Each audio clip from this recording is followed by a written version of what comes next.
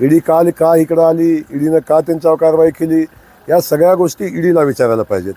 पण तरीसुद्धा मी सांगतो की शेकडो कुटुंबाला देशोधडीला लावलं. या संदर्भात मुंबईच्या आझाद मैदानावर विद्यार्थी उपोषणाला बसले, विधानसभेमध्ये त्याच्यावर चर्चा झाली, सातारच्या कलेक्टर ऑफिसमध्ये त्या चर्चा झाली. याच्यावर सुप्रीम कोर्टानं बोगस ॲडमिशन केली म्हणून शासनाला आणि कॉलेजला 20 कोटी रुपयाचा दंड केला.